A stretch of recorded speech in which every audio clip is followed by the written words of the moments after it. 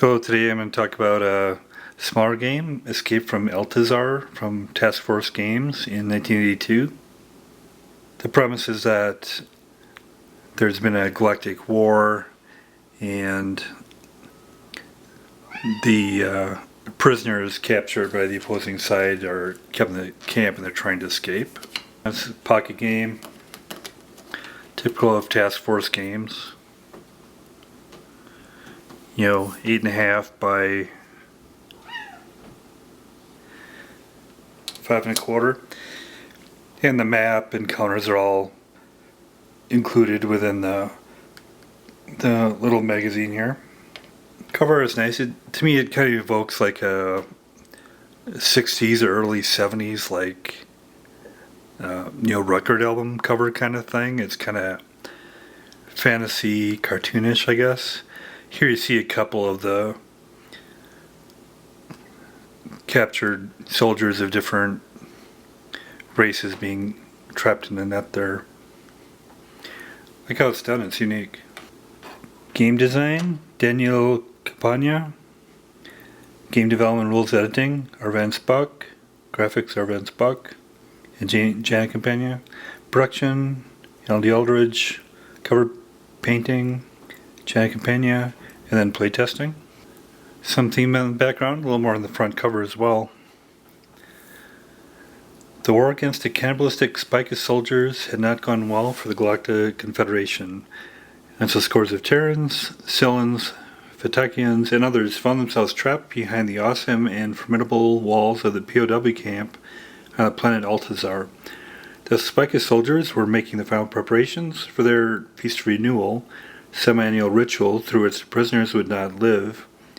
And so, in the dead hours of early morning on the day of the feast, the prisoners managed to break into the Spicus armory, arm themselves, then blast their way to freedom. Sirens wailed on the soft morning breezes of Altassar. The Spicus soldiers poured from the prison complex, accompanied by air units and tracking vehicles. The race is on.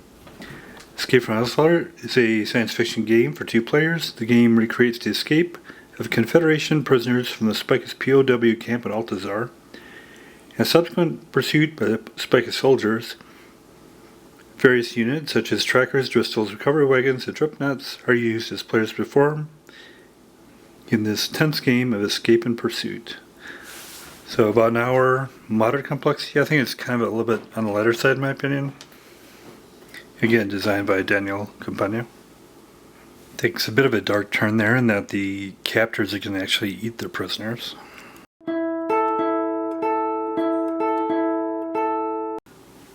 Not a huge amount of counters, but hopefully enough to make it interesting. There's 54 of them. Here's all the counters. Of course, the game turn counters. So the purple colored are the Confederation soldiers, the various alien species that have been captured by the opposing Spicus, and the Spicus are the yellow. So on the soldiers, there's attack, defense, and movement. Then over here we have some different dummy markers.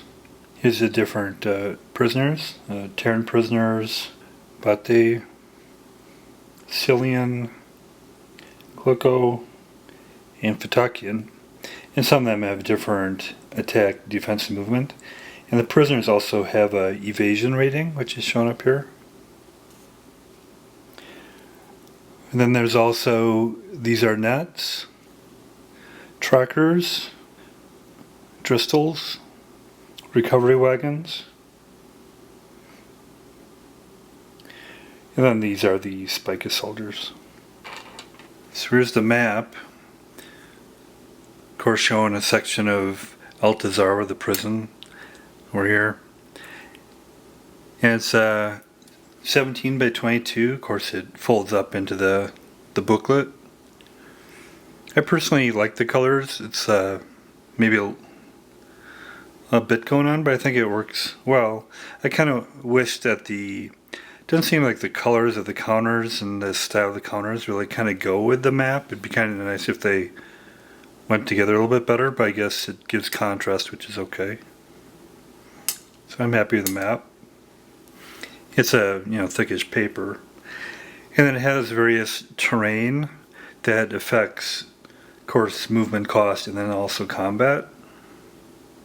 So there's Quagmire, which is 4 movement points, and they affect combat by shifting to the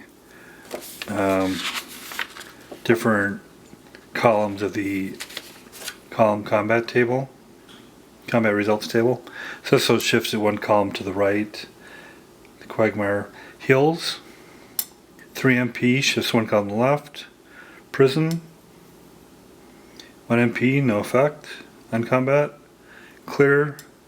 1 MP, no effect on combat. Cascades. 3 MP, shift one column to the right. Rainforest. 2 MP, shift one column to the left. Rough. 2 MP, shift one column to the left. And the effects of terrain are summarized in the back of the book here. And then there's also, in the back of the book, there's also the combat results table shown here. It'd be kind of nice if it's a separate player aid, but we'll work with that. And there's no dice included, so I'll just use a little SPI dice. Then we'll get into rules.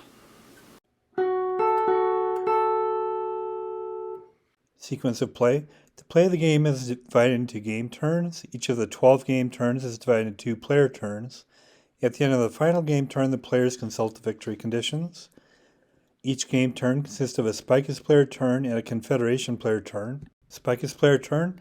The Spicus player will always move his units first. However, before the start of the first game turn, the Confederation player will make his initial breakout, and the Spicus signal points will be positioned. Otherwise, the general sequence of play for the entire game will be as follows. 1. Movement phase. The Spicus player may move all, some, or none of his units. 2. Combat phase. The Spicus player makes his attacks. Note that part of a resolution of ranged fire or close combat by the Spicus player, the Confederation player may attempt to perform evasion with his units which are being attacked. Confederation player turn. The Confederation player then becomes the phasing player and follows the sequence of play as above. Game turn interface. You use the game turn marker to keep track of game turns. Initially place it on hex number 0101. Movement. During the movement phase, the phasing player will move some, all, or none of his units as he desires. How to move units. As each unit enters a hex, it must pay 1 or more movement points from its movement allowance. The number of movement points which a unit must pay to enter a given hex depends on the type of terrain in the hex. Movement restrictions. A player may not move units into or through a hex containing enemy units, with the exception of renewal. However, he may do so in hexes containing his own units, but must not end the movement phase in violation of the stacking limit. A unit may not be moved off the map sheet except to fulfill the victory conditions. A unit which would be forced to retreat off the map sheet for any reason will be eliminated. A unit eliminated in this way may not return to the game. Confederation units, with the exception of those units which have been captured or exposed due to being involved in combat, are always moved face down. Stacking. With the exception of recovery wagons, transporting prisoners, trip nets, and the renewal process, units may not stack. A maximum of 4 trip nets and 1 Spicus soldier, or 1 trip net and 1 prisoner dummy unit, may end the movement phase stacked together. During the renewal process, a maximum of 2 Spicus soldiers may end the movement phase in a hex containing 1 eliminated prisoner or 1 eliminated Spicus soldier. A Spicus Dristle air unit may end the movement phase in the same hex as a friendly-only ground unit. However, it is not considered to be stacked with the ground unit, it is considered to be hovering above it. Signal posts do not count against the stacking limit. Any other unit may end the movement phase stacked with a signal post. Combat. Combat between adjacent opposing units is not mandatory. Units with the ability to fight ranged fire may attack enemy units in non-adjacent hexes. Which units may attack? During a player's combat phase, that player may conduct an attack against an enemy unit which is adjacent to at least one of his own units. Any units possessing ranged fire capabilities may attack any enemy units that are within range. It is possible that a defending unit may be attacked by units in as many as 6 adjacent hexes. In addition, it is possible that there may be a ranged fire attack. No unit may make an attack more than once per combat phase, and no unit may be attacked more than once per combat phase. A unit may not attack while it is stunned. Multiple unit and multi-hex combat. Units in 2 or more hexes may combine their attack strength and attack on a hex, provided that all the attacking units are adjacent to or within range of the enemy occupied hex. Fire combat. Units with ranged fire capability may participate in combat from adjacent as well as non-adjacent hexes. The unit's attack strength will be used to make an attack on an enemy unit. When attacked, a ranged fire unit will defend with its defense strength. All of the combat units may use ranged fire.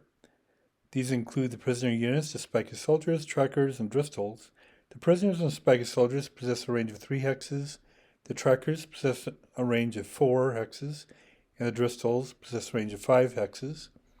Ranged fire units may only attack a single enemy occupied hex. They may, however, make a combined attack with other units that are attacking from adjacent hexes. Units using ranged fire will suffer no combat results due to their attack. They will never be eliminated or retreat as a result of their own attack. Of course, other units cooperating with the ranged fire units adjacent to the unit being attacked would be affected by the combat result. If a concealed face-down prisoner unit uses ranged fire, it must become revealed face-up for the remainder of that turn. Combined attacks. There are several options which may be available to a unit using ranged fire. They may attack alone or together with other units using ranged fire, or together with any units in range that are making adjacent attacks. To do so, they will add their attack strength to the attack. Attacks involving units that are using ranged fire together or in conjunction with units making adjacent attacks are called combined attacks. Adjacent attacks. When adjacent to one or more enemy units, a ranged fire unit may participate in an attack against that adjacent enemy unit or units. When attacking from an adjacent hex, a ranged fire unit may attack as many units as it is adjacent to. However, it may not attack a non-adjacent unit if the attacking unit is used to attack an adjacent unit. Ranged fire units attacking from an adjacent hex must suffer all the combat results of their attacks. When a unit is attacking an adjacent unit only, the player may add 1 to the attack strength. Combat resolution. The attacking player should total the attack strength of all his attacking units involved in a specific attack. Then the defending player should total the defense strength of all the defending units that are the object of that particular attack. The player should then determine if there is any effect on combat due to terrain type and should adjust their totals accordingly. The relationship of the attacker's strength to the defender's strength will then be expressed as an odds ratio. The player should consult the combat results table and locate the proper odds ratio for the specific attack. The attacker will cross-index the die roll. This will yield a combat result. This should be applied immediately to the affected units before the players resolve any other combat. Separate combats may be resolved in any order that the attacker wishes, as long as all combats are resolved during that combat phase. Explanation of combat results. Stun, ST. The affected unit must remain in place through the end of its following movement phase. It will be able to attack and defend at normal strength. If the stunned unit is a Confederation unit, it will be placed face up until the start of its next movement phase, at which time it will be free to move. If a prisoner becomes stunned, it may be transported back to prison in a recovery wagon. Only a stunned prisoner may be transported to prison, and needs no effect. EX, exposed. If the unit is a prisoner or dummy unit, it will be placed face up and will remain exposed until the end of the Confederation player's turn. A Spicus unit that receives an exposed result must be retreated 3 hexes in the direction of the prison. If the Spicus unit is surrounded by prisoners and is unable to retreat, it will be eliminated. AE, the attacking unit is eliminated and removed from the game. However, the players should check for the possibility of renewal before removing units from the map sheet. DE, the affected defending unit is eliminated and removed from the game. If the unit attacked is a dummy unit, there is no effect. However, if the unit is a Spicus soldier or a Confederation prisoner, there is a possibility that renewal will take place. Retreats. Whenever the combat result and EX result requires a Spicus unit to be retreated, the owning player must immediately move that unit away from their combat position in the general direction of the prison complex. The movement is now restricted, is not considered normal movement, and will be subject to the following restrictions. If the unit is unable to retreat within the restrictions, it will be eliminated. Wherever possible, a retreating Spicus unit must retreat through the hexes which contain no unit. If no other route is available, a player may move a unit through hexes containing his own units, but the retreating unit may not end its movement in violation of the stacking limit. If forced to do so, it will be eliminated. In all cases, the retreating unit will be required to end its retreat to indicate a number of hexes away from its former combat position. If it cannot do this and is able to retreat only a portion of the number of hexes, the retreating unit will be eliminated in the last hex into which it is able to retreat. A player may not cause one of his units to be forced out of a hex when retreating another of his units. Instead, he would move the retreating unit through the hex containing the unit. No unit may, during the course of its retreat, enter the same hex twice. A retreat as a result of combat is not considered to be normal movement and does not require the use of movement points by the retreating unit. Evasion. Each player has an evasion rating, which represents its ability to avoid the full effects of combat. The evasion rating printed on the unit will apply if the unit is in rainforest, hill, or quagmire terrain. For other terrain types, the player should subtract 1 from the unit's evasion rating.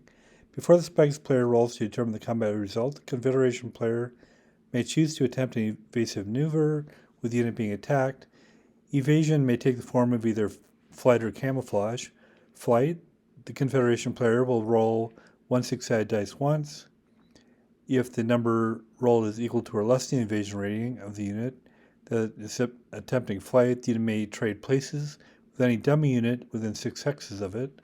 Combat will take place against a switched dummy unit and there will be no effect on the prisoner. Camouflage, a unit may attempt to blend into the surrounding terrain by using camouflage. The Confederation player should roll 1 six-sided die once and compare the roll to the evasion rating of the unit attempting to use camouflage. If the die roll is lower than the evasion rating of the unit, the Spikes player subtracts the difference from the following combat results die roll. If the die roll is higher, the Spikes player adds the difference to his combat results die roll. If the roll is equal, there will be no effect on the combat resolution die roll. The Confederation player must declare prior to rolling for the combat result if he plans to use the evasion option, and if so, which evasion maneuver he will attempt for the units in question. If the fly option fails, combat against the Confederation unit immediately follows. If a prisoner is exposed due to combat, he may not attempt an evasive maneuver until such time as it is again able to become concealed. Renewal. Renewal is the essential revitalization of the Spikes soldiers. It is possible that renewal may take place anytime a prisoner or a Spikes soldier is eliminated as a result of combat. Whenever a prisoner or a Spikes soldier is eliminated, any Spikes soldiers up to 2 within 3 hexes of the eliminated unit must immediately be placed in the same hex in order to feed off the corpse. Once placed for the renewal purpose, Spikes soldiers may not be moved nor used to attack in the following Spikes player's phase. However, they may defend at normal strength if attacked. Renewal is an exception to the prohibition against stacking.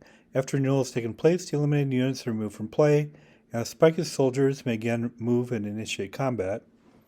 If there are more than 2 soldiers within 3 hexes of an eliminated unit, the Spikes player may choose which 2 soldiers he wishes to move into the hex for renewal.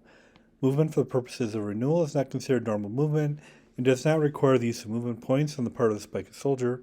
Attrition. Although the prisoners were of many different races, the climate of the planet was well suited to them. The same cannot be said for the Spikes, however, as the solar radiation was harmful to them once out of the safety of the prison complex. Beginning with the Spikes player phase of turn number 8, the Spikes soldiers are subject to attrition, which takes the form of a rapid biological disintegration. The Spikes player must remove 1 soldier of his choice at the start of his movement phase of each turn beginning with turn 8. The eliminated soldier will be removed from the game, but he will not be subject to renewal since he is not considered to be dead, but merely in a weakened condition. There are no benefits or losses in terms of victory points due to a soldier being limited by attrition. Breakout. Breakout is the initial escape of prisoners. Breakout will take place before the Spikes movement phase of the first game turn. An unlimited number of units may be stacked before the breakout. By the end of the breakout movement, the Confederation units must conform to the stacking limits. Any units in violation of the stacking limit by the end of the breakout movement will be eliminated. Signal posts. Signal posts are short-range sensors which monitor the movement of escaped prisoners. The 4 signal posts are placed on any 4 hexes, a maximum of 1 per hex, of the map sheet. When a prisoner or a dummy unit is moved within 2 hexes of a signal post, the unit will immediately be turned face up. The unit will remain exposed until such time as it has been moved 4 more hexes away from the signal post. At this time, it will immediately be turned face down again. If a Confederation unit is exposed due to combat and is already in face-up status when it enters the range of a signal post, the signal post will have no further effect on the unit. The unit must still, however, remain exposed until it is moved 4 more hexes away from any signal post. Once in place, the signal post may never be moved or attacked. A hex containing a signal post may be passed through and stopped on by friendly or enemy units without counting the signal post against the stacking limit. Trip nets. The 4 spikous trip nets represent low-flying robot snares with the ability to identify and restrain prisoners. Up to 4 trip nets may stack and travel with a spikous soldier. At the beginning or end of any spikous player movement phase, the trip nets may be launched. To do so, the spikous player moves them up to 8 hexes in a straight line in any one direction. The direction they are launched will be the choice of the spikous player. They may only be moved in one direction in a straight line each spikous movement phase. They will be moved at the rate of 1 movement point per hex entered, regardless of the terrain type. A trip net enters a hex which contains... If a trip net enters a hex which contains an escaped prisoner or dummy unit, it will stop movement for the turn. The Confederation unit is turned face up and remains revealed. The unit revealed by the trip net cannot move until the subsequent Confederation movement phase. The trip net may not be moved again once it enters a hex containing a face-down unit. Trip nets may not be attacked. Once used, a trip net will be removed from play and cannot re-enter the game. A unit exposed by a trip net may not attempt to perform any evasive maneuver in the turn it is exposed. Dummy units. Dummy units are fake units intended to disguise the movement of the escaping prisoners. Dummy units have a movement allowance of 8 movement points. They must pay all terrain costs. They cannot attack or attempt any evasive maneuver. Dummy units have a defensive strength of 1. Terrain modifiers apply to dummy units being attacked in a terrain type, which gives a combat modifier. Dummy units are never removed from play. The Confederation players should treat an eliminated result as an exposed result for combat resolution purposes. Dristles are high-speed reconnaissance and attack airships of the spikous. They can either use ranged fire or close combat when attacking. Dristles can be attacked by any units within range, but are only affected by an eliminated result. Other results have no effect. Dristles do not benefit from terrain modifiers. Dristles move at a rate of 1 movement point per hex entered, regardless of the terrain type. Trackers are tractored search vehicles which have a limited fuel range and an attack and defense rating of 2. Trackers never receive a benefit due to terrain modifiers. Trackers may never perform adjacent combat alone. At least 1 spikous soldier must be stacked with an attack with a tracker if it is to perform adjacent combat. On turn 8, all trackers are considered immobile and can move no further for the remainder of the game. They may continue to execute combat when possible and will defend at their normal strength. Recovery wagons. Recovery wagons are used for transporting prisoners back to the prison. Recovery wagons cannot attack, however, they have a defense rating of 1 if attacked. Recovery wagons do not benefit from any terrain modifiers. Each recovery wagon may transport 1 prisoner to the prison. Once the prisoner is recaptured. Only stunned prisoners may be transported back to the prison. To execute a recovery, the spikous player must move the recovery wagon onto the hex occupied by the stunned prisoner.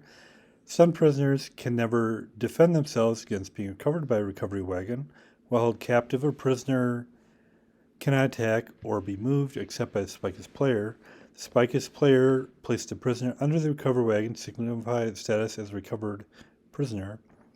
Once the recovered prisoner has been transported to and loaded in prison hex, the recovery wagon is free to attempt further recoveries. An eliminated combat result will remove a recovery wagon from the game, while other combat results will have no effect. If a recovery wagon is eliminated, any captured prisoners inside are freed and may return to normal play. A prisoner that is returned to the prison cannot move or engage in combat for the remainder of the game.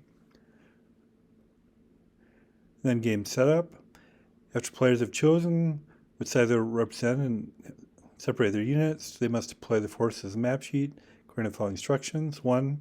Breakout. The Confederation player places all of his units in a normal prison hexes face down, then proceeds to move them double their normal movement allowance in any direction he desires. These units are subject to terrain costs in the hexes entered. Signal post. The Spikes player places his 4 signal posts anywhere that he desires. This is done prior to the time that he will be allowed to set up any of his other units. First game turn, the Spikes player places all of his remaining units on any of the prison hexes and then begins his pursuit of the prisoners at the normal movement rate. Game turns. There are 12 game turns in a complete game. After both players have completed movement and combat phase in a turn, one turn of play will be completed. At the conclusion of turn 12, play will cease and the winner will be determined. Victory conditions. The Confederation player may receive the following victory points. 1 point for every Spicus non-soldier unit eliminated as a result of combat. 2 points for every Spicus soldier eliminated as a result of combat. 3 points for every prisoner exited from the map sheet adds directly opposite the prison. This does not, however, include the dummy units exited off the map sheet. The Spicus player may receive the following victory points. 1 point for every prisoner only, which is on the map sheet at the end of the game. This does not include any prisoners transported to the prison. 2 points for every prisoner eliminated as a result of combat. 3 points for every prisoner recovered and transported to the prison. Each player totals his victory points at the end of the game.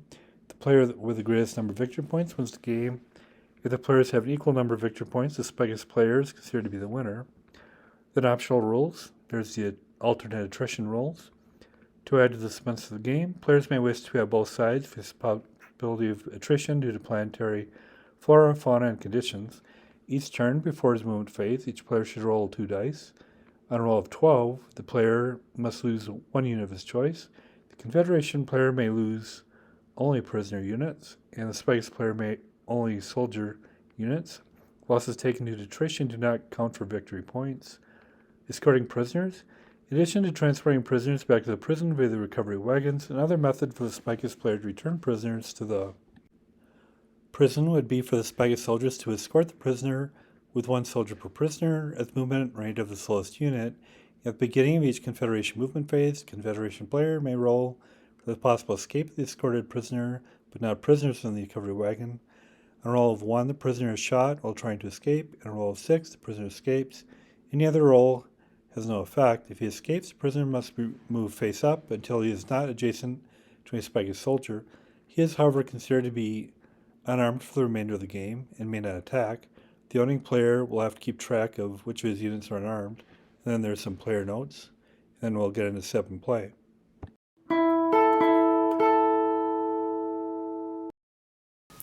The game setup. So first of all, the breakout. The Confederation player places all his units in any normal prison hexes over here, face down. And since I'm just gonna, do it solitaire, instead of having them face down, I'll just have them face up, and then I'll do them like the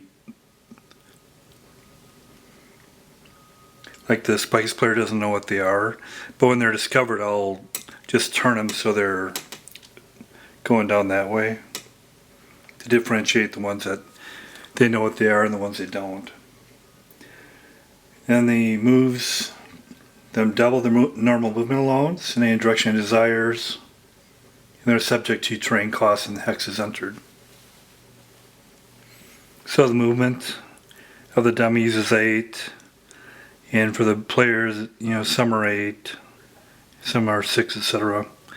So move cost to terrain, and the terrain effects chart is here. Clear is 1 MP. They'll mainly be going through clear. So it's going 8, so 1, 2, 3, 4, 5, 6, 7, 8. And then I can do 8 more. 1, 2, 3, 4, 5, and it's 2 to go over rough. 2, so goes there. Similarly,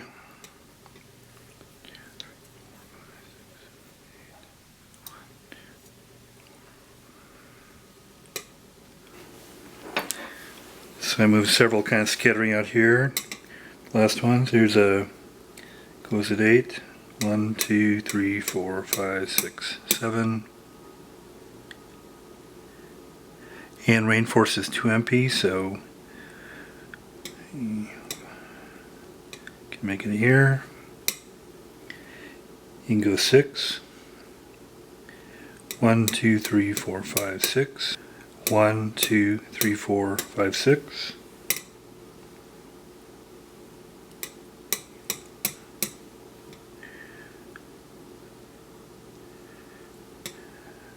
Keep the dummy behind there a little bit. You can go at 6. 2, 6.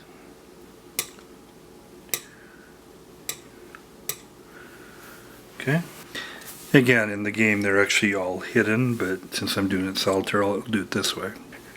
And finally, for setup, the spike is set up to signal post anywhere he wants. We'll kind of distribute them around.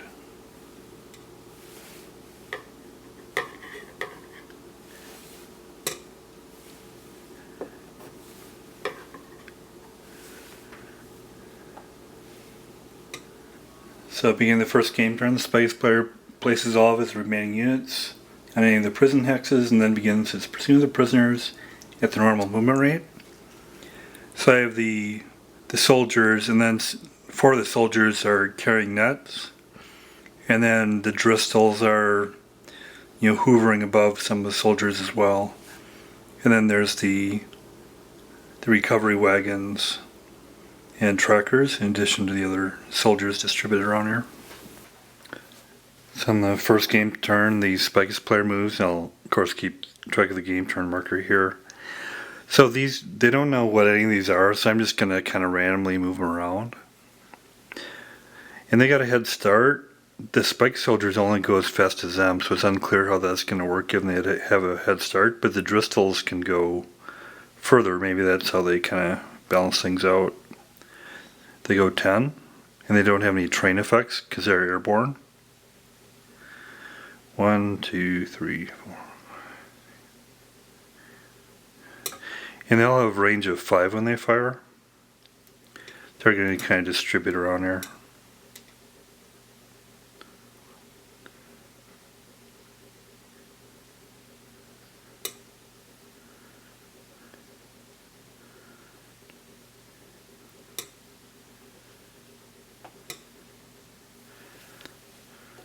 Get the recovery wagons out there. They go pretty far, so they don't have to go to the maximum allowance.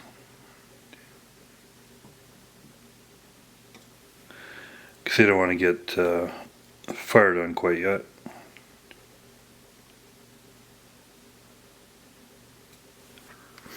Then trackers, movement allowance of 8. And it's going to go across clear terrain, which is 1 movement point.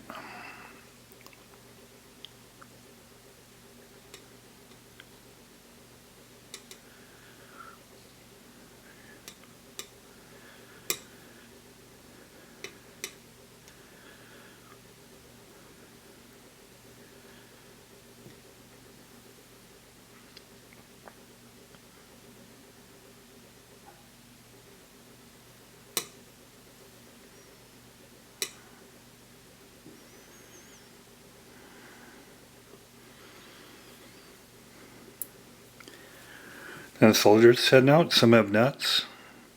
They'll have a movement allowance of 8.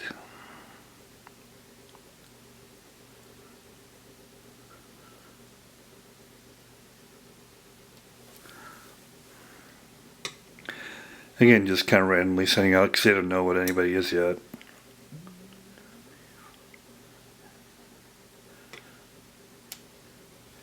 And some of these Spicus soldiers are carrying nets like these.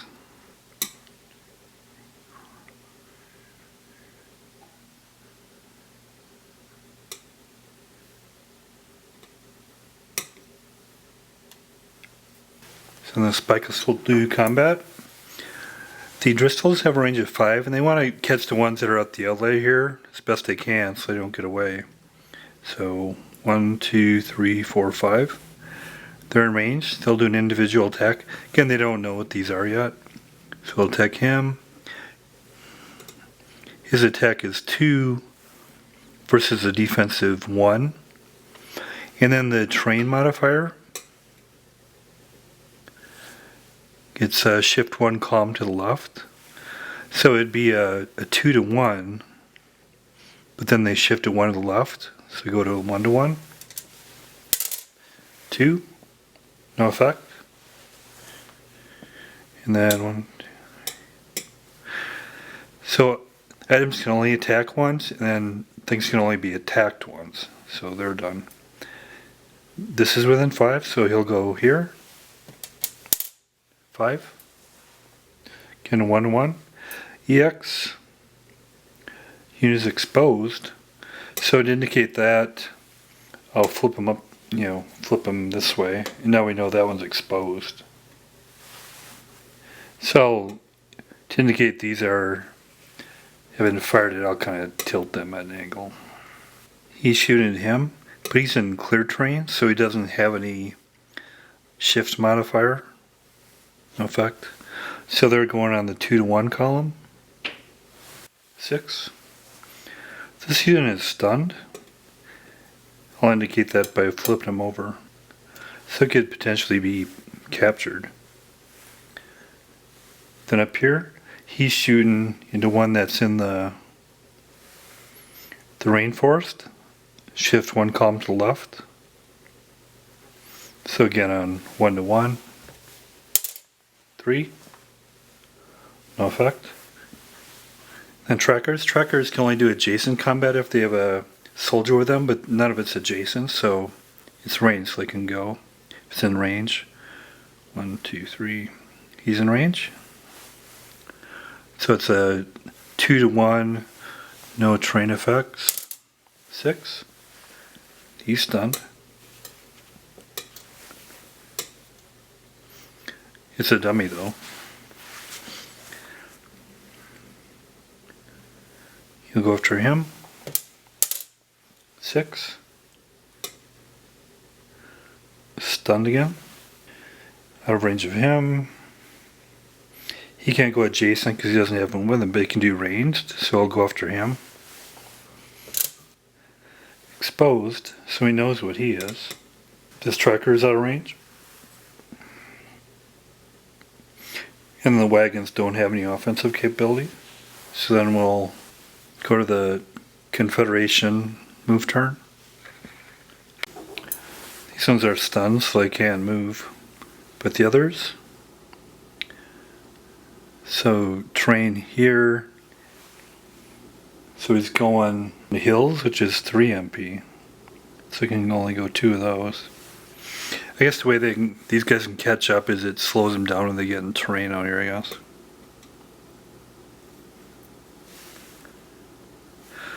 So we can go 3, 6, and 7, 8. So Confederation has moved all their units kind of spreading out here. And when they get within 2 hexes of the signal post, the Spicus know what they are.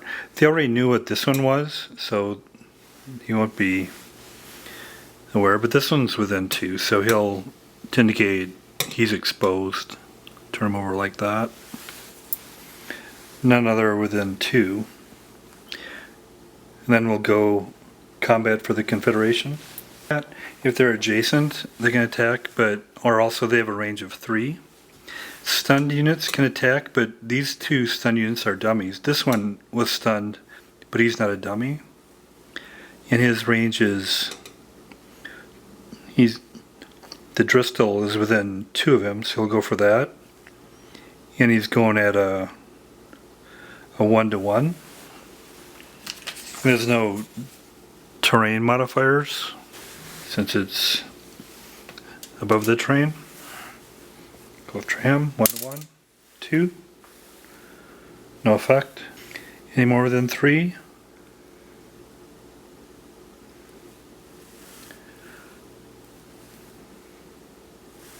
He's within 3, but he's a dummy, so we can't attack. He's beyond 3. All the rest are beyond 3. Then we'll go to turn 2 and go to the Spicus movement. So Spicus movement here in the second turn. So we're going to throw out a couple nets. They're going to launch some nets. See what happens. He's going to launch this one. It goes 8 in a straight line.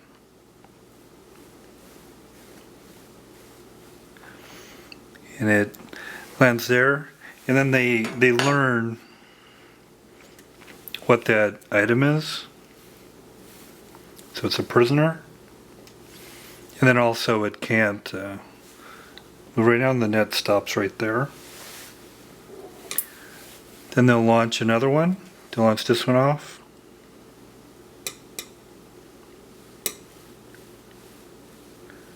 Ends right there, and they discover that that one's a dummy.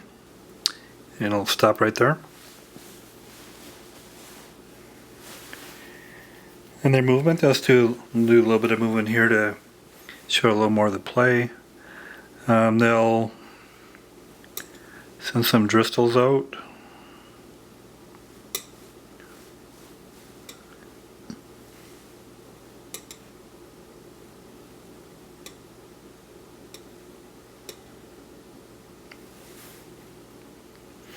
They're going to send some recovery wagons out because they have a couple stun ones here, and they don't know if these are dummies or not, but they're going to send a recovery wagon.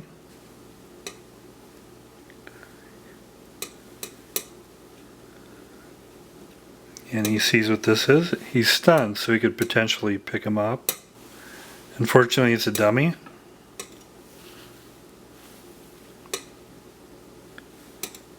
So that's, he can't really transport him. And they also move another recovery wagon.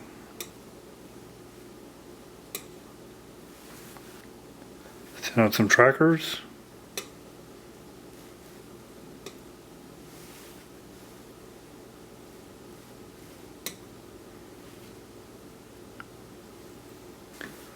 Send some troops out.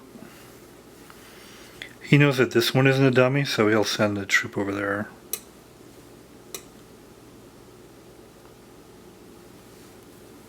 Send another troop there too. So that's just for an example. And then combat. They chose not to do the first time was to do evasion, but the prisoners can do evasion. And they'll try some of that. Here he's got a dummy. Dummies can't do evasion though. So his terrain is healed, so shift 1 column to the left. It's in his range, so it's 2 to 1. Shift to the left. 1. No effect. He doesn't know that this is a dummy. He'll fire at him. Well, he knows that this one's a dummy, so he's not going to fire at him, but he'll fire at this one. And his terrain is one to the left. 5. EX. He's exposed, so he learns that he's a dummy. And then these two down here will, they know that this one isn't a dummy as well. He's been exposed. So they have, they're going to combine forces. They have 1 + 1, or 2 to 1. It's in clear terrain. There's no effect. So one option that the prisoners haven't done before, but that they can do, is evasion. So before the Spicus does a combat result, they decide if they're going to do an evasive maneuver or not. So they can either choose to fight or camouflage. They can either choose to flight or camouflage. And they're going to choose to flight. So up here is their their evasion rating. And you roll a die, and if the number is equal or less to the evasion rating, somebody fight the unit may trade places with any dummy unit within 6 hexes of it. So he'll do that. He's got a good evasion rating. And he rolled a 3, so he succeeds in his evasion rating. And then they get to switch places with a dummy unit. So now these forces are going to be attacking a dummy unit. And it's so it's 1+1 or 2 to 1 because their defense is still that. And there's no terrain effects because it's clear. So you'll roll.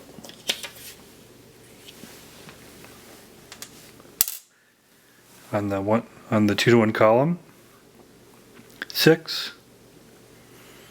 The unit is stunned, but doesn't do any harm. It's just a dummy. So that's Escape from Altassar from Task Force Games in 1982. It's billed as a moderate game, and it's got fairly simple, combat and movement. I guess there's a little bit of more complexity that comes in where some units are air units. You can capture prisoners, stun them, bring them back. You have nets. You can find out what prisoners are. So that adds a little bit of complexity, but still, it's a fairly straightforward game. It's I like the map and wish the components kind of fit the map more, but got a lot of interesting, terrain. You have to figure out the best path to go on terrain when you see the effect in combat versus movement cost to get across there. So,